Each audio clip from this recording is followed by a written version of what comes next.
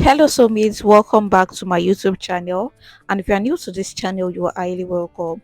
In today's tutorial, I'll be teaching you how to draft a skirt pattern using the hip divided by 2 method.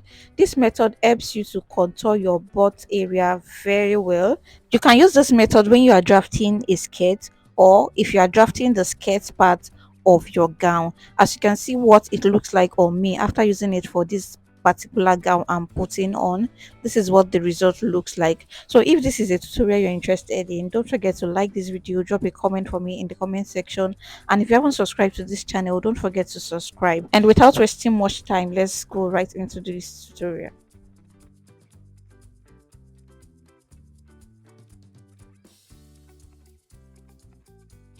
So guys, this is my pattern paper here, and I've marked some lines on it, so I will explain this line one after the other. This top part here is my waist, this part here is my hip length, this length here is my knee length, while the line below it is my skirt length. You can use this method either for a short skirt, a long skirt, or a three-quarter skirt, but in this case I'm making a three-quarter length skirt, so the skirt is stopping like I think 5 inches below my knee length. After marking all these points, it's time to do the calculation for our hip. So guys, my hip is 38 inches and I will divide this hip measurement into two. So 38 divided by 2, we have 19 inches. So after getting your 19 inches, that's your hip divided by 2. So you deduct 1 inch from one and you add 1 inch to the other one. So I'm doing 19 minus 1 and 19 plus 1. So 19 minus 1 we have 18 and 19 plus 1 we have 20. So when you add these two together, you should be able to get your initial hip measurement. I hope you understand. So whatever your hip is, you do this calculation for it. So the 19 minus 1 is for the front, while the 19 plus 1 is for the back. And you know your hip, your butt is at the back, so that's why the back will be more than the front. So we'll be using 18 inches for the front when we are drafting, and we'll be using 20 inches for the back when we are drafting. So on the waist, you divide your waist divided by 4. So you still divide your waist by 4. And for this method, you can either add a dart to your skirt or you can leave your skirt like that. So for the hip now, what we calculated for the front was 18. So you divide it by 2.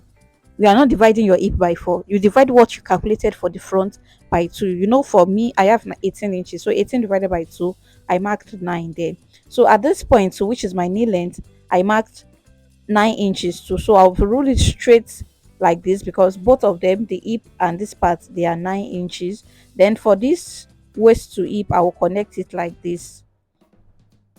So the only time I usually add that to my waist is when the difference between the waist and the hip is very much, that is, it's too curvy. So I will add that so I can balance it up. But looking at this, if I don't add that, the shape is not too much, so I will be removing the that. So I can either add that to my waist or not add that to it. So to tighten the knee area, I go in by 3/4 or sometimes 1 inch, but for this one I'm doing 3/4.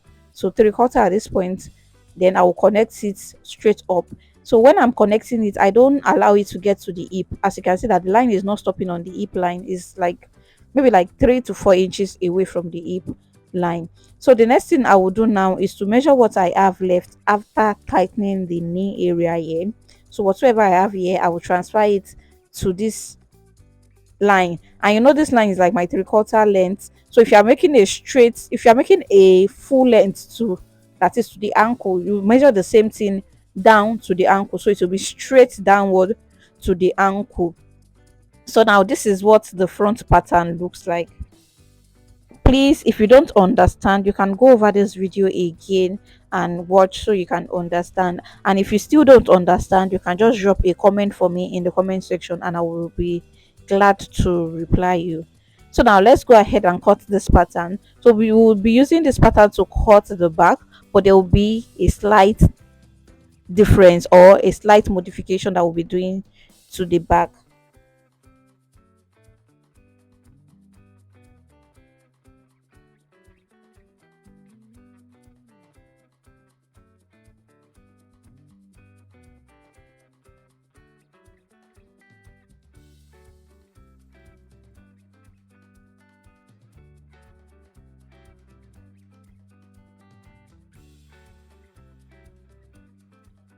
So guys, we are about to cut the back. As you can see that I'm placing the front on the back. So when you are placing it like this, make sure you have 1 inch. This is because I'm using a pattern. If you are using fabric, it's quite different. So I have just 1 inch here. So if you are drafting this directly on your fabric, the method is quite different. So I also filmed a tutorial drafting this directly on the fabric. If you want to see that, let me know in the comment section. So this one now, I placed the pattern, the front pattern on the back pattern, but I left 1 inch there. Please, this 1 inch is not for the zip allowance or anything. No, it's not.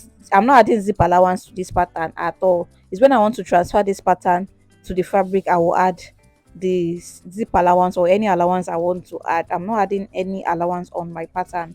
I don't like to add any sewing allowance on the pattern, so I prefer to transfer it on the fabric. So just try and pin down or just tape down your front pattern. So like I said, like I mentioned earlier, there is an extension at the center back, and this extension is for the hip area. So this is what I have. You extend the line of your hip to that point on the back pattern. Then the next thing you will do now is to connect it. But before you connect it, I want to locate where my slit will stop, where my slit will start from rather. So I like to go like 4 inches above the knee length if I'm doing a skirt length that is longer than my knee. But if I'm doing a knee length, I can use about 5. If I'm making a knee length skirt, the slit is always higher than a 3/4 or a long length. See the way I connected the that part there to the hip area. So you that's how you connect it. Then for this other part, you connect from the waist down to the hip. You connect it just like this. So the excess of this 1 inch that we added is just to add fullness to the butt area at the back, and this is part of the measurement. We calculated it. So this part here, I still like to blend it in so that it can look very natural. So I just blend it in like this. As you can see, the way my pencil went inward a little bit, then it will stop at that slit point. You see where that slit is starting from? That's where the shaping will stop. So I'll go ahead and cut this out now. I will advise you watch this video to the end so that you can understand a lot of things better. And like I mentioned earlier, that I drafted the same I used the same method to cut the same skirt on the fabric directly. That is, I cut using a free hand directly on the fabric. So if you want to see that video, please let me know in the comment section, because the method is quite different due to the sewing allowance we'll be adding. So it's quite different from this one. We have to include the sewing allowance when we are cutting the freehand method. So if you want to see the tutorial, you can let me know in the comment section. So you will cut this part away from the waist to the hip like this, and for this part here, you will also go ahead and cut it. And depending on how you finish your slit area, depending on the style you want to use for the slit area, you can determine that here.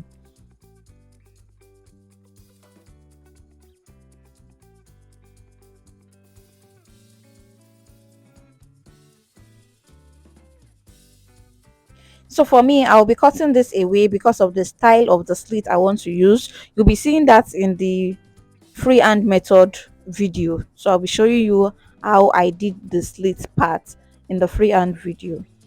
So if you are drafting the pattern, this is how it will look. And like I said, depending on how you want to finish your slits, you can now go ahead and do the finishing at this point. But this is how it will be. So this pattern now, it does not have any zipper allowance, any sewing allowance, any allowance of whatsoever. It does not have any sewing allowance or zip allowance.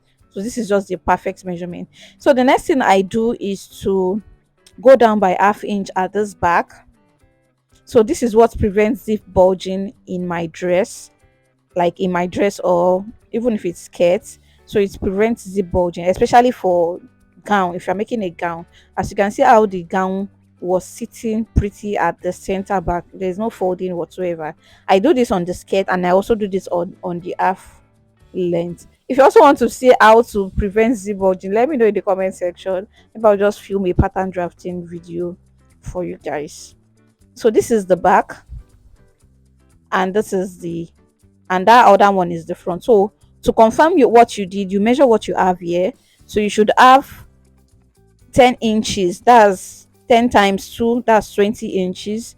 While for this one you should have 9 inches, and 9 times 2, that's 18 inches. And if you remember from our calculation, the front is 18 and the back is 20, and when you add it together you have your complete hip circumference. Sure you understand? So th- that's how you know you are on the right track. And this is when I was cutting directly on the fabric using the freehand method, and I was using this hip divided by 2 method also. So this is the front and this is the back. As you can see, the slit area of the back, what it looks like, and the cutting and the sewing. As you can see, the cutting, the shape at this back here. So if you want to see how I went about this, it will be in that video. Thank you so much for watching, guys. And if you've learned something, let me know in the comment section. And don't forget to like, comment, share, subscribe. And I will see you in my next tutorial. Thanks for watching. Bye.